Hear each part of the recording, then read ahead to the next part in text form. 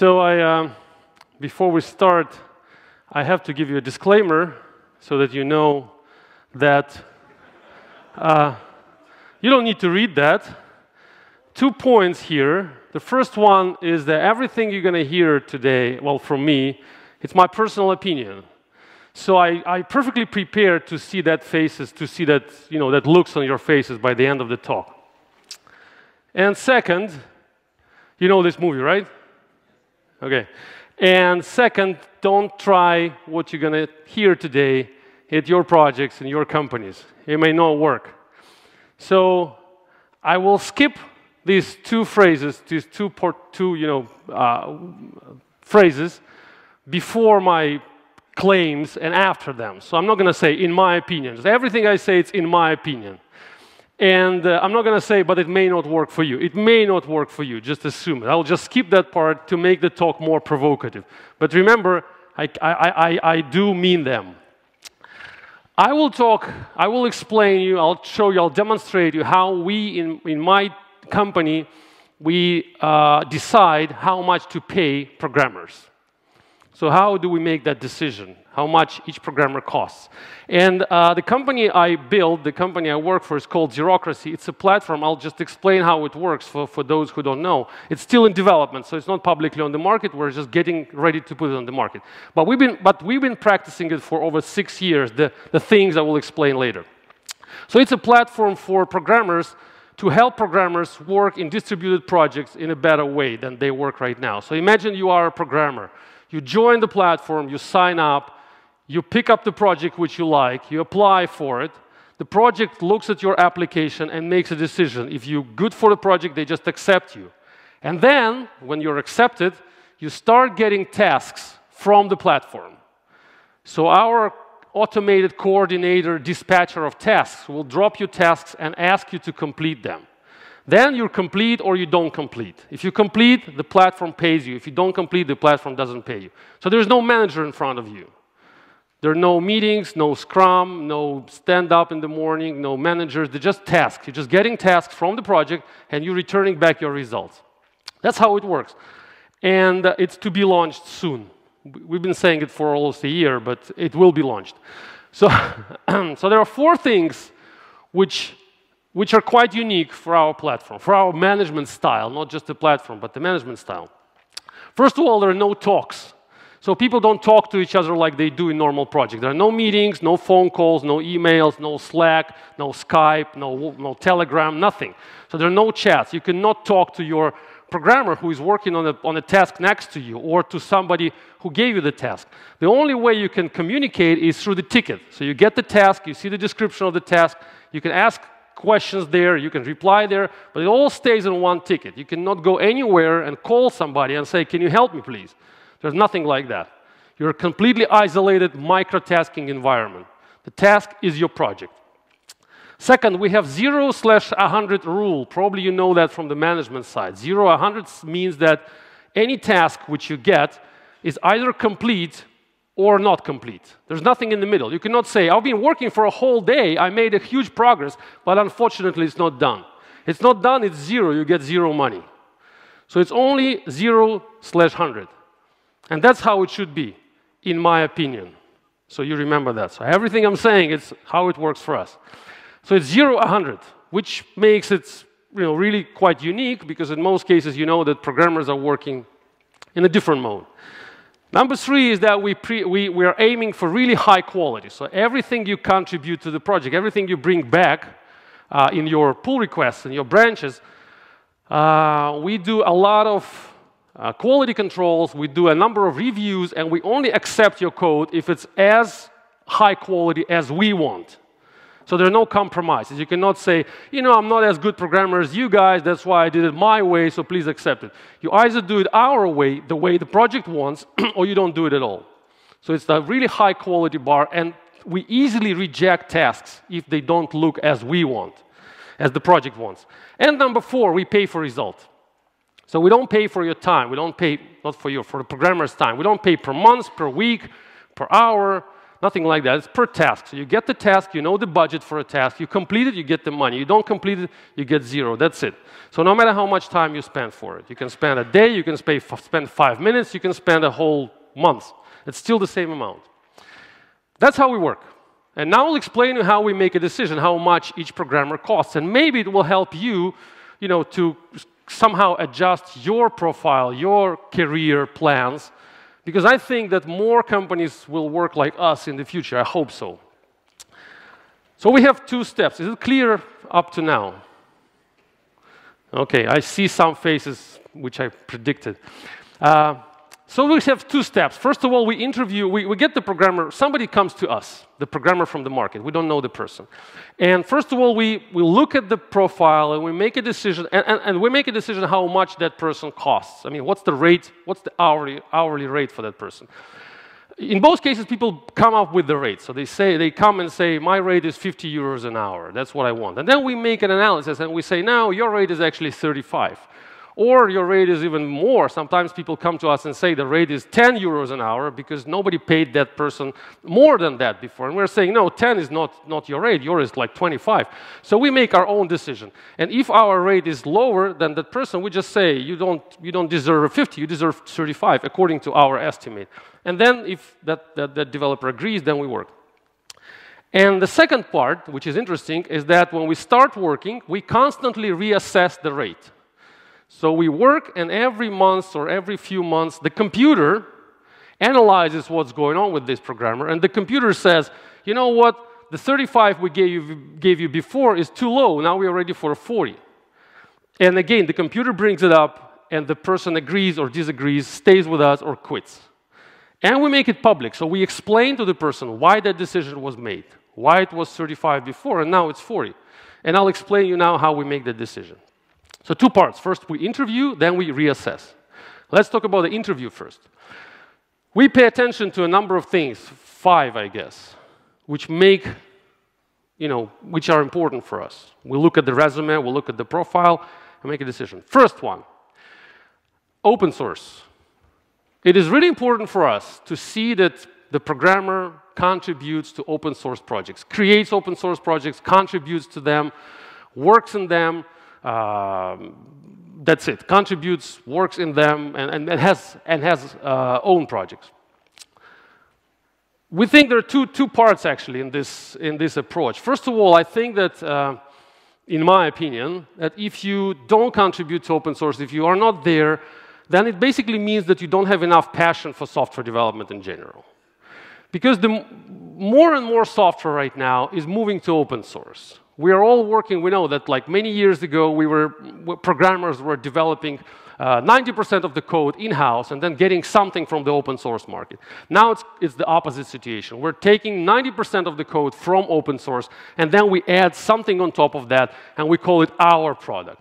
So the majority of code is in open source now, and it's becoming more and more like that. And if programmers do not do anything for that open source, if they just work in that small part of the commercial software, it tells me that they are not really interested in giving anything back to the market, in contributing, in making any changes. They're just, in most cases, working for money, which will be difficult for our model, because if you're not passionate enough, if you don't want to produce high quality, then most of your tasks will be just rejected. You will just do what you think is right, and then you will get a negative feedback from our reviewers, and you will say, hey, I don't want to make an extra effort, walk an extra mile to do this better. I'll just quit. So you just will not be able to work with us if you don't know, if you're not contributing, if you don't have enough passion for the software development. And second, if you don't contribute to open source, you don't know how it works.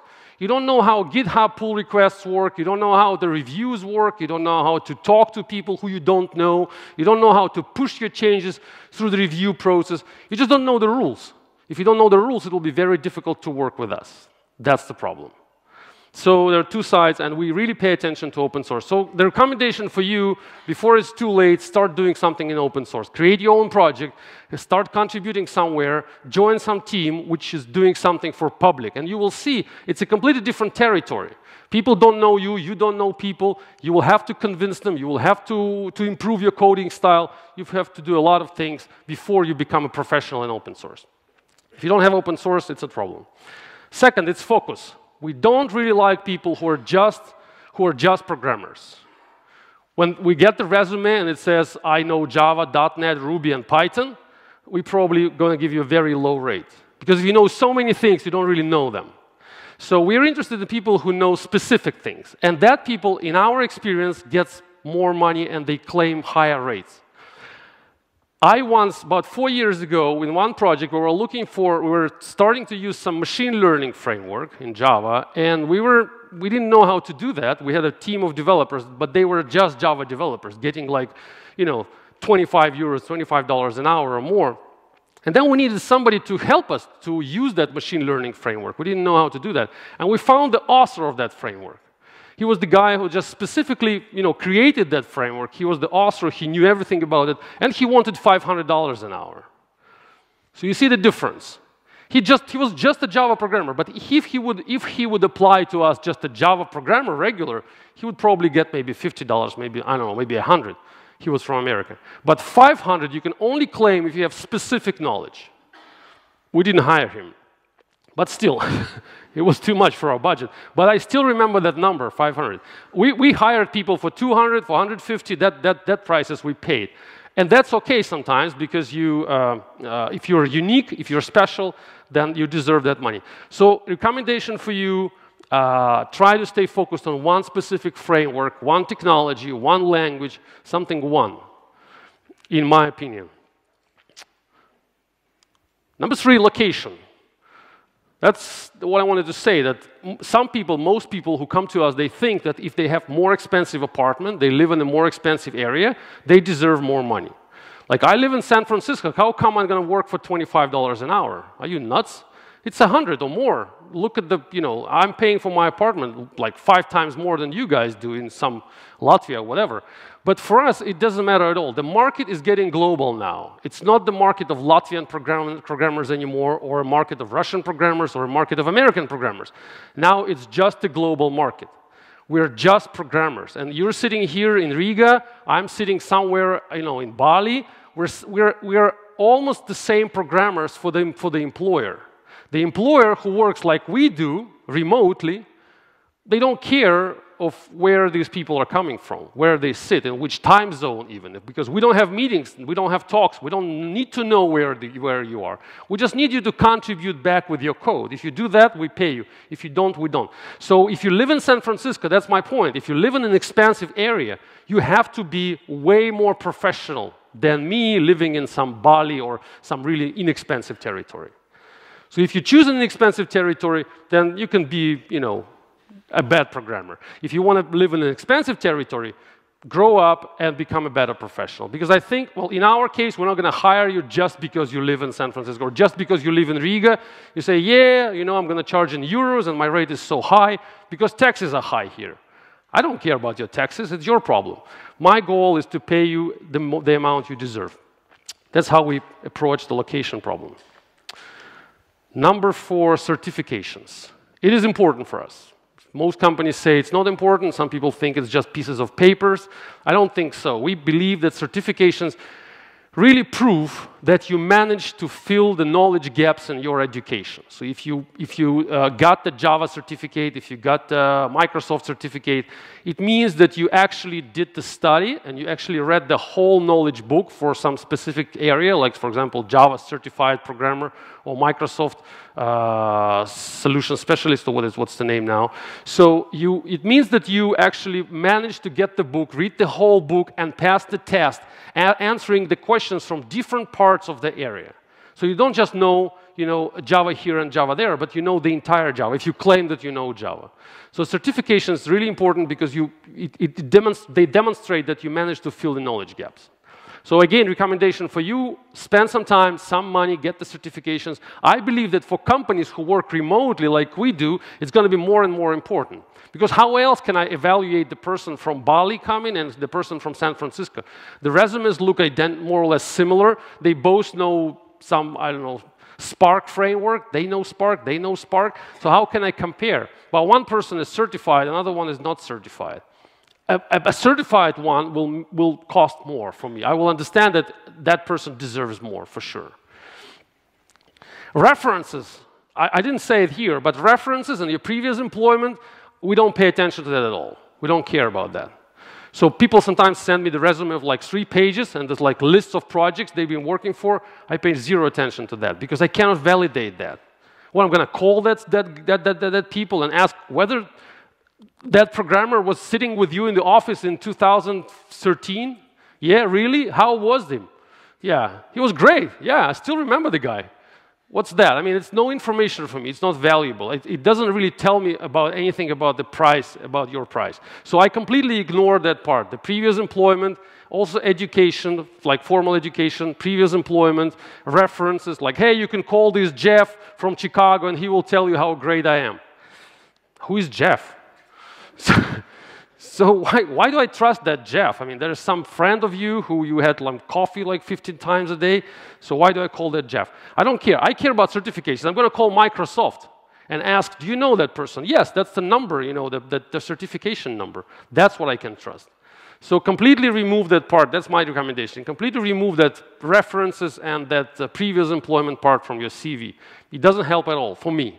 Well, you can list the project and say, I was part of, unless the projects are really big. If you've been working for Google or Facebook, then yes, maybe it will make some difference for me. But if it's some mumbo-jumbo company in some, I don't know, somewhere, what does it mean for me? Nothing. So certifications really mean. Stack Overflow profile. I'm getting a lot of complaints about this point, but I'm going to bring it up anyway. Stack Overflow, I think it's really important to see you as a programmer on Stack Overflow and with a high reputation. If you are there, you know the platform, right? Because it looks like not everybody. You have to know the platform. You have to be there. You have to be, you know, somebody there. Not just somebody. Some people. I'm saying Stack Overflow is important, and people are saying me just an empty profile. I have it there. Look, I just created it yesterday. You want it? Here it is. No, it's not about that. You need to be active there. We need to see that you've been helping people there and you were getting help from there. This is the instrument for the modern programmer. This is your main knowledge-finding, knowledge-providing instrument. This is the way you communicate with the world of programmers. Not sitting next to each other in the office and talking and throwing jokes to each other, you know, and memes. This is not how you communicate now if you're a professional programmer. You talk on Stack Overflow. You have a question, you don't ask your friend. You don't throw the question in Skype. You go to Stack Overflow, you post it there, you format it correctly. You get banned for posting duplicate questions. You get, your questions will be deleted. You will be downvoted. You will have all the problems there, but eventually you will learn how to use the platform, eventually. And you will become, bigger and bigger there. You will not be as big as John Skeet, most probably, but you will get some reputation, and we pay attention for that. If you know how to use the tool, in our environment, you will know how to work, because you will work with tasks which are isolated. You will get tasks. You're sitting in Riga. The project owner sits, I don't know, in San Francisco, and other programmers are in Moscow.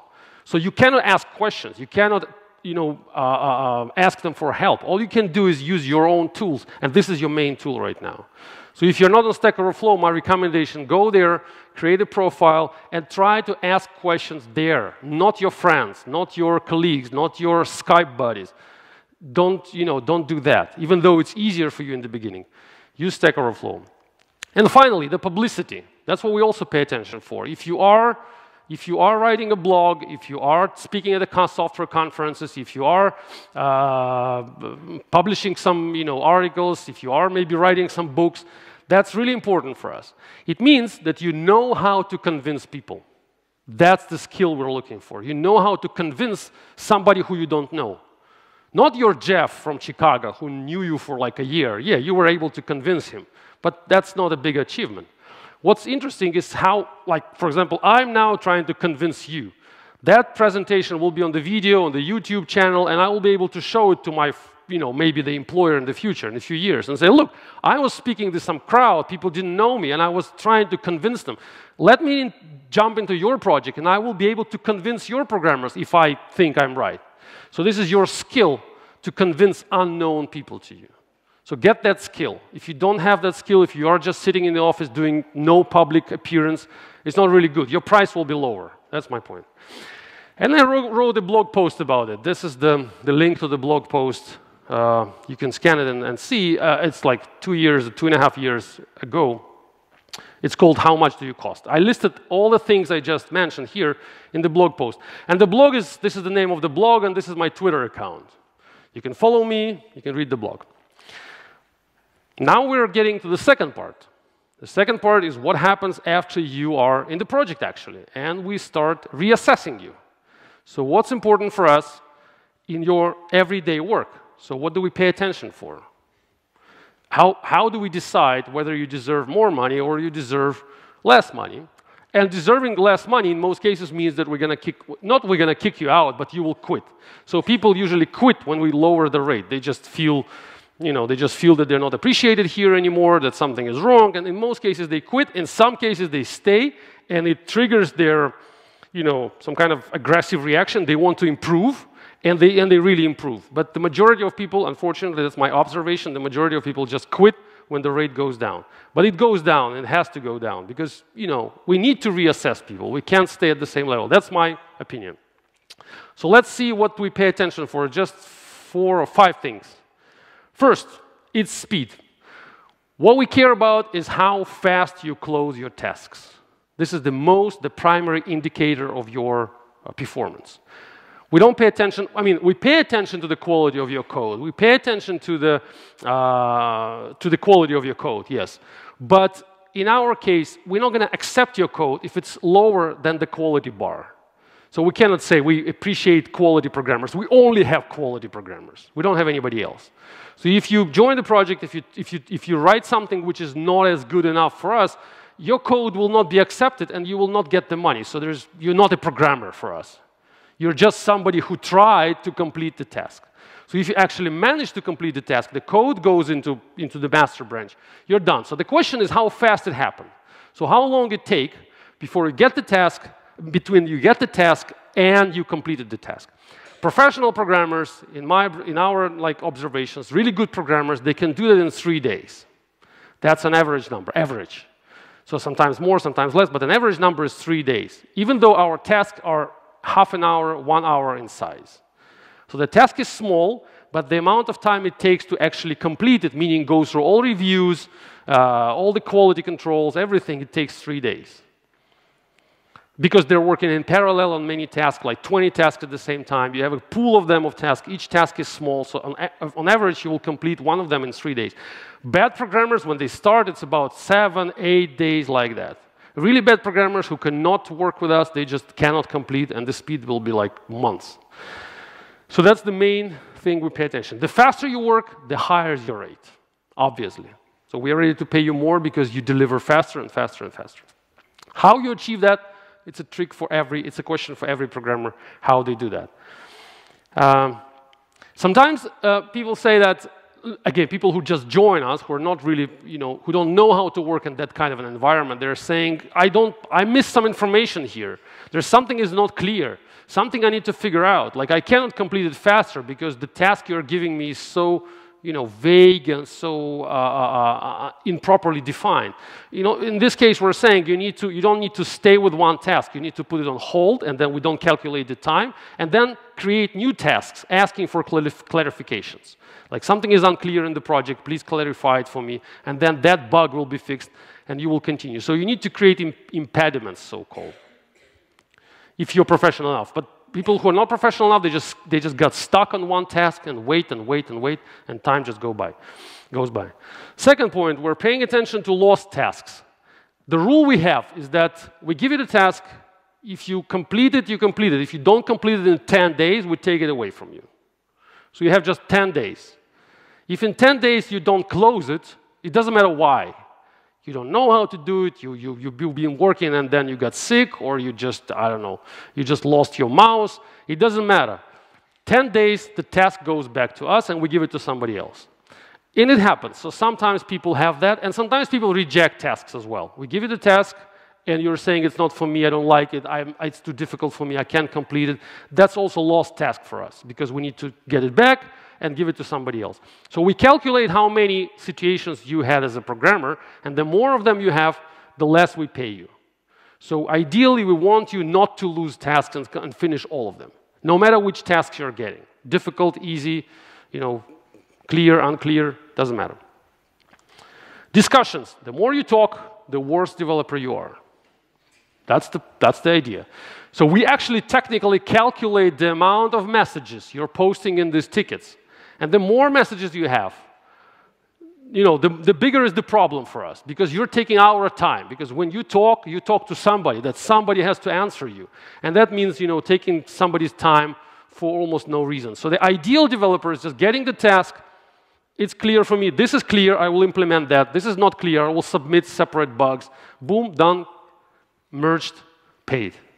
But if the person starts to talk and ask questions and suggest something in a way which is called discussions, we discourage that.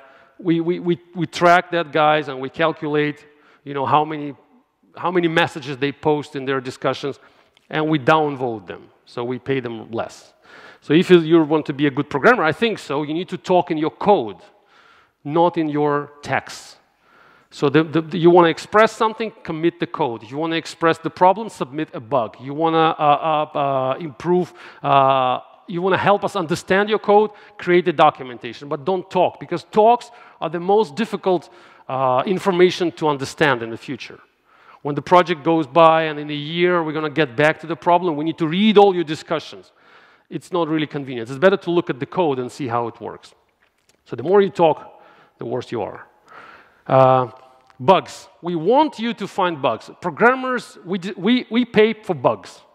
So you find the bug, we pay you for it as a programmer.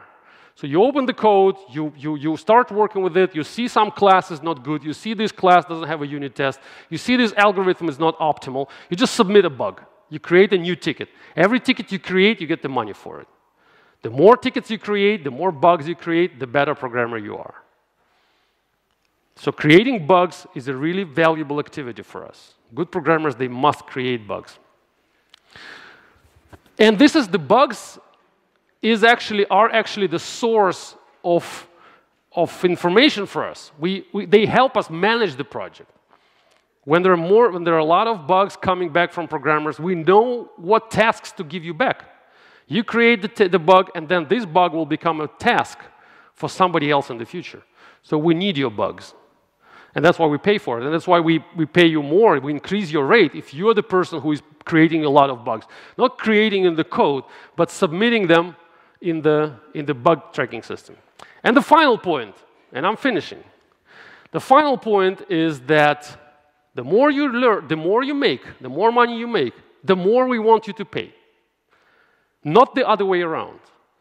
Because in traditional companies, they say, the better developer you are, the more you earn. In our case, it's the opposite.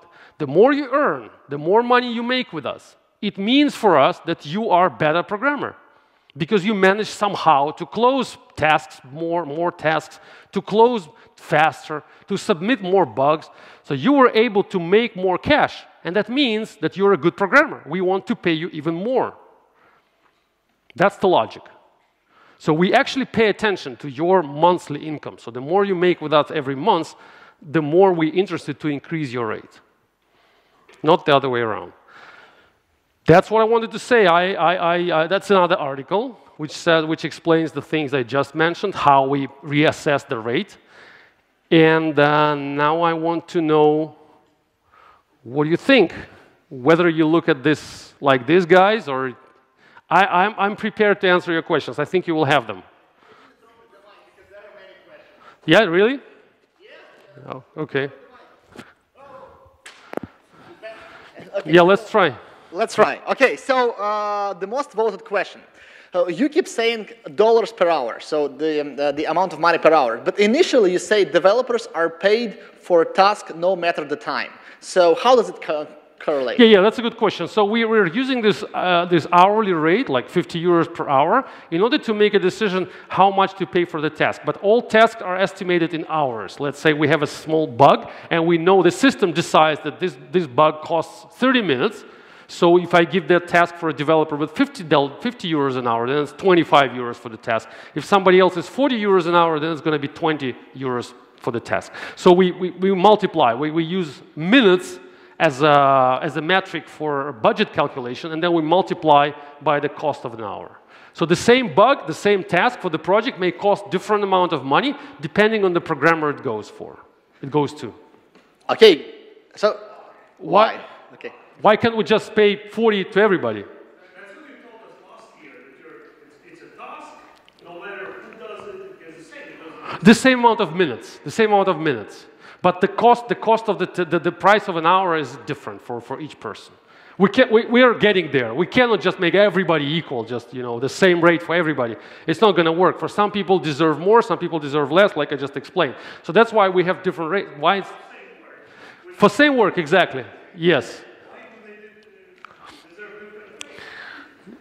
That would be really difficult to find like completely identical people. I mean, completely identical rates.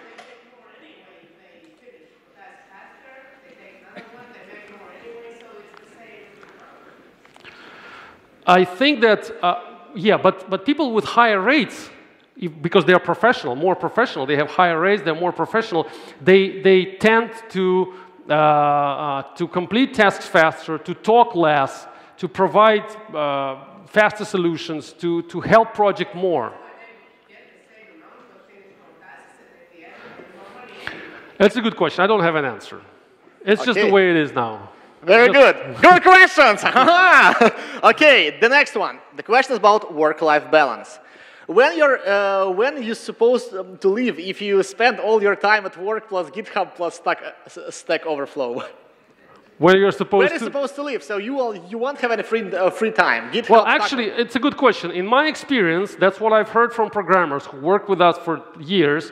Normally, they spend 3-4 hours a day for work. And then they just take a rest. Because their rates are way higher than what they can get on the full-time jobs. For example, we have people from Philippines, we have people from Ukraine, we have people from India, territories where salaries are not so high, and they are charging like $40 an hour. So they can make, in one day, like $150, which is way more than they can make in their country in a full-time job. So there's no point in our model to work 8 hours a day. And that's I think, how programmers should work. Not 8 hours a day, but 4 hours is completely enough. So this 8 hours work day is not for programmers, it's for some different kinds of jobs. So programmers have to work for 4 hours, that's enough. You cannot think productively for 8 hours. Well, I cannot, especially if you work on someone's code. If you work on your code, yeah, your adrenaline, your energy will help you to get through and you can work for 16 hours. But if you're working on somebody's project and it's not yours, you just spend 4 hours, you get the money, and you get back to your, to something you like, to something you can enjoy doing, like, I don't know, something. So that's my experience. So you don't need to work like full time. People don't do that. You work a little bit, you make enough money for what you need to do, and then you quit. And in our model, people don't need to stay in the project for too long. They can say, I'm on vacation, and the system will stop giving you tasks. And then you stay on vacation for a week, you make nothing, zero, and then you get back and say, I got back from the vacation. And the system starts giving you tasks again. So it's completely up to you. There's no boss who will tell you when the vacation should happen. It will happen when you want it. So you make enough money, then you go on vacation, your money income drops, and then it stays zero, and then it gets back. Okay, another question.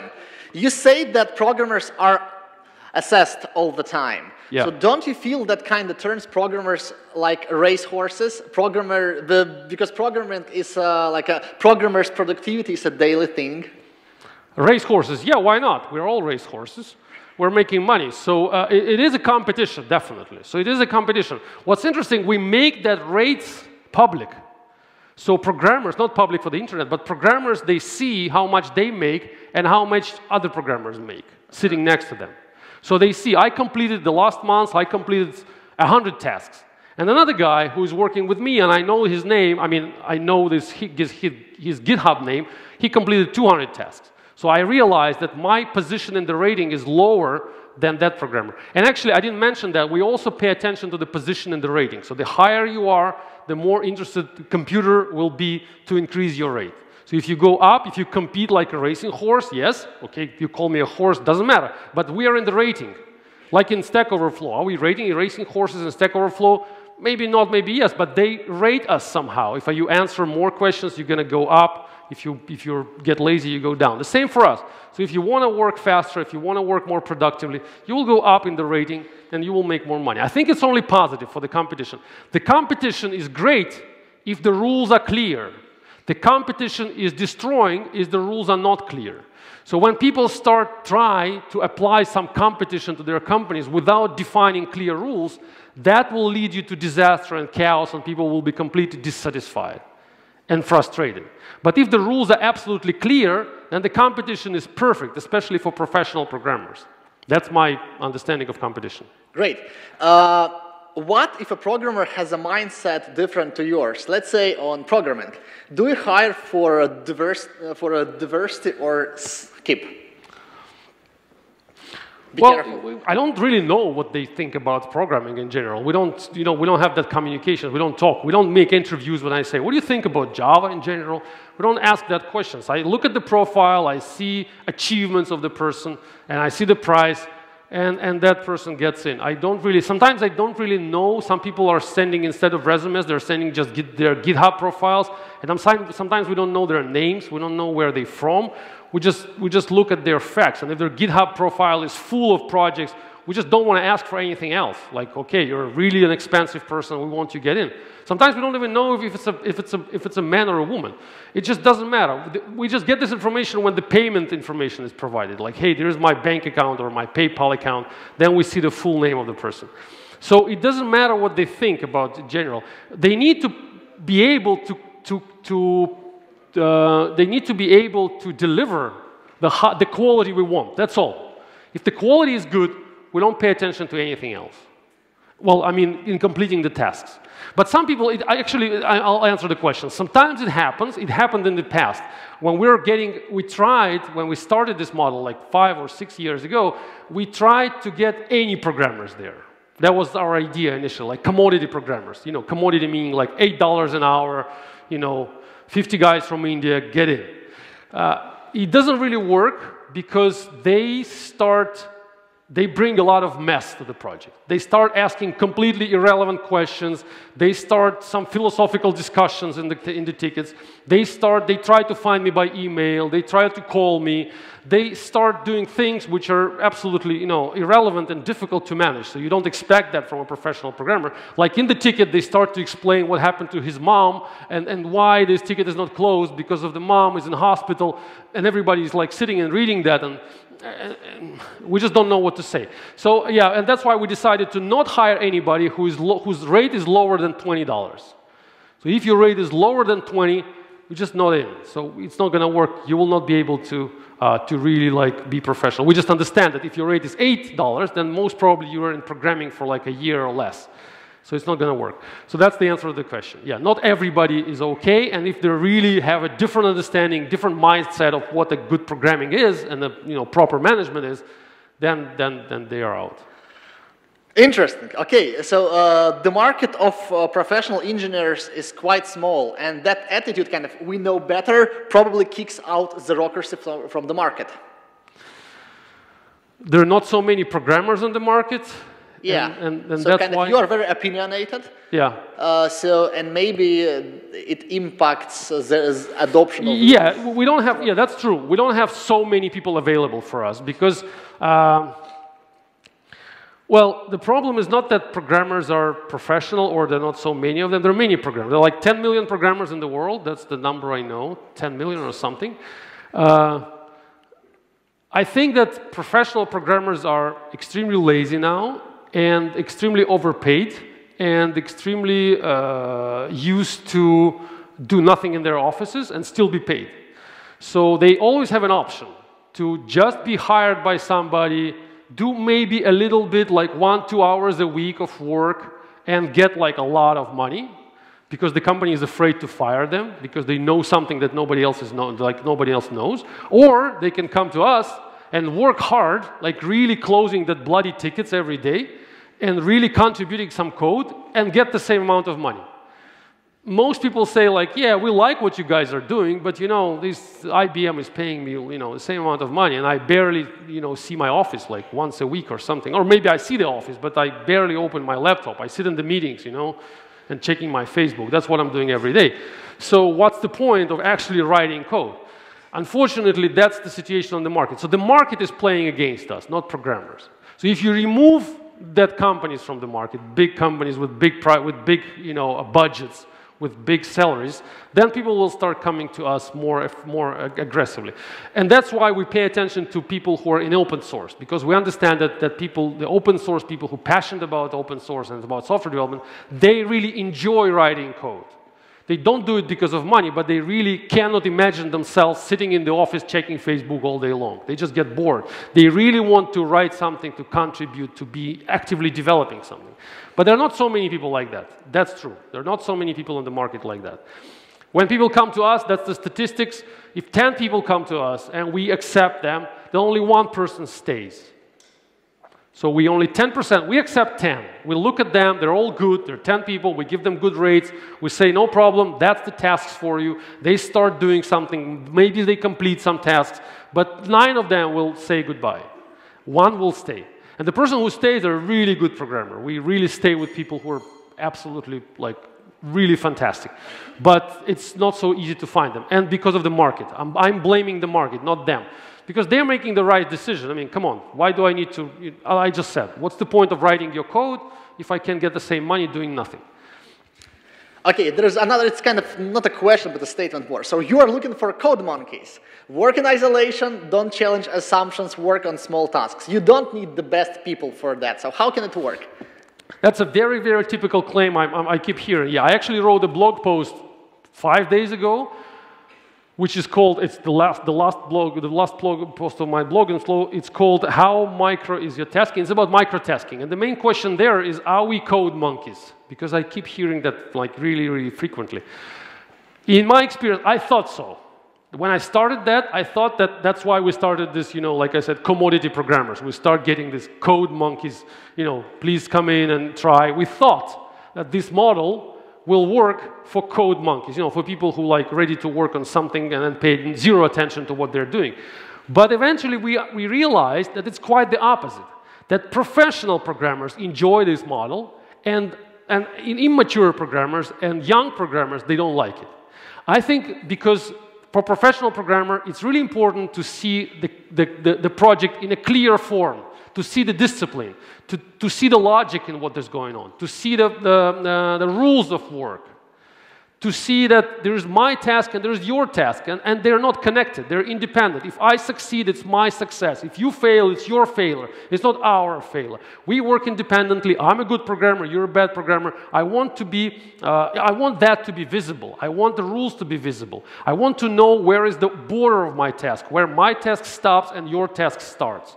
So professional programmers, they enjoy that way more. And that's why we stopped hiring, cheap people, inexpensive, with low rates, and started to hire expensive people. So that's our practical observation. Like I'm saying, I thought so. That was my prediction initially, that this model will work for code monkeys, but it doesn't. The code monkeys cannot do anything there because they're not really capable of working in a disciplined environment. They enjoy chaos. They enjoy big offices, big teams, group responsibilities, scrum meetings, morning stand-ups, discussions, conversations, opinions, whiteboarding, all the techniques which are perfect for code monkeys because you can perfectly hide your inabilities to actually work, to actually contribute, to actually write quality code. You can pretend to be a good programmer for quite a long time. In our case, it will be visible that you're not a good programmer in 15 minutes. You will just not be able to create a pull request with the code which will pass all the quality rules. That's it. No meetings, no whiteboarding, no discussions, no management, nothing, anything. So that again, my practical observation. Okay, amazing. So how do developers see the big picture? And in other words, how can you take a holistic view of the system you design? Yeah, that's also a good question. So even though you work on isolated tasks, even though if I'm a programmer, the tasks come to me and the task number is 1, 2, 3, and I see the description of the task and I'm supposed to contribute the code, I have the access to the entire project. I have an access to all files. I have access to all the documentation. I can read it. If I need it for my task, I'll read it. If I don't need it, I'll just complete what I need to complete and move on. And in most cases, people don't need it. It's not the job of every programmer to understand the big picture. It doesn't matter. It's not important. You don't need to be like that. Sometimes we work with people for a year, and sometimes I hear that in the tickets that people like, that developer, he's a good developer, he closed like a few hundred tickets in the project already, and then in one of the tickets he's saying, I don't really understand how the system works in general, but this part is not, this part I need explanation about. So the guy is working for a year, but he doesn't understand the entire big picture, and he doesn't need that. He doesn't need to understand it. He wants to know his specific, his specifically focused problems, which he needs to solve. So I've seen that many times, and I was like surprised initially. Like, really, you're here for a year and you don't know? Sometimes they say, I don't know what the system is for. Like, this is some data processing machine which does something, but I don't care. I don't need to know. I just want these unit tests to be written professionally. I want them to be fast, and I want that problems to be fixed. What do you use this machine for? It's none of my business. Come on. I didn't show that in here, but still, I got the statistics recently that programmers on average stay in one project for 12 months. So that was the last year. There was a review of many programmers. It was on Reddit. I'll post a link later on my slides. So there was a review for how many months on average, programmers stay in one project, and then on average it's 1 year. So we change projects every year. So what's the point of understanding the big picture of something you're going to quit in half a year? It's pointless. It's just waste of time. You will just waste your time. You will work on something which doesn't concern you at all. So what's interesting for you, what's important for you, is how, for example, your favorite framework is applied to that particular problem. So solve that, work on that testing part or design part. But the business case, what it's for, again, I think it's for lazy and immature and people who like to pretend being working. Like, yeah, I'm so involved in the project. I'm so passionate about it. I want to know the big picture. Tell me about the business. Tell me about how we're gonna achieve the market success. Who cares? We're programmers. They're business people. We need to separate our responsibilities. Wow, man, okay. That was harsh. Okay, so let's move on. So we have a lot of questions, and I will continue. Please try answering faster. Are tests part of definition of done? What about high-level acceptance tests that are bigger than your micro tasks? And how do you measure quality of the tests? So are tests part of definition of done? How do you manage larger tests, like acceptance tests, high-level tests? Yeah, tests, of course. The test is as code as any other code. So test and code, they should go together. So every time you contribute something to the master branch, every time you bring something back to the code base, of course you have to bring it together with a unit test. We don't accept code without unit testing. Of course, the TDD is the absolute basic rule for us. If you need to write a bigger test, if you need to write anything which is bigger than your task, let's say you get a task for half an hour, but you obviously need like 5 hours to implement that, then we allow programmers to make a small increment towards the result, and then mark all the other places in the code with the to-do markers, like to do later, to do later, to do later, to do later, and then return it back to the code base. And then we automatically convert that markers to new tasks and give it to new programmers. So we allow programmers to return back the code in an incomplete state, as long as the code which is coming back passes all the quality checks and is buildable and doesn't violate anything we have here and passes all the reviews. That's our approach. Amazing. Why do you give so much attention to activity on Stack Overflow? Because most of the questions are already answered, and usually you don't need to be active there. Yeah, I've heard that many times. Yes, that's definitely true. So on Stack Overflow, definitely, I started to use Stack Overflow when it just started in 2006 or something, and I asked many questions there, and I answered some questions, and now I'm getting like probably a few thousand points reputation every month for just people upvoting my previous questions. That's true. It's a kind of a defect of the platform. It exists, obviously, but still, there are new technologies, there are new products, there are new frameworks, there are new solutions. The software market is not staying put. It's moving forward. So you can always find something new on Stack Overflow. And people who are saying that, they came to me before many times and saying, I cannot make anything on it. Yes, you cannot make a profile of 100K reputation right now in a few months. You cannot. But you can achieve a few thousand K reputation. You can do it in a month or 2 months just by answering Java questions. New programmers are posting there. Some Python questions, new programmers are posting there, or answering, or maybe asking your questions. I keep asking questions on Stack Overflow probably every week when I'm writing code. Even though I'm not an active user right now, active, but I'm getting information a lot from there. I upvoting questions there, and I'm posting there as well. So it's possible. Of course, it's not possible to achieve big numbers right now, I guess. Okay, so we run out of time, and there are like a lot of questions, so you can catch Yegor and ask. Yeah, I'll be questions outside later. the whole Okay. day. Thank you, Yegor. You definitely deserve some applause. Thank you. Great job. Thank you.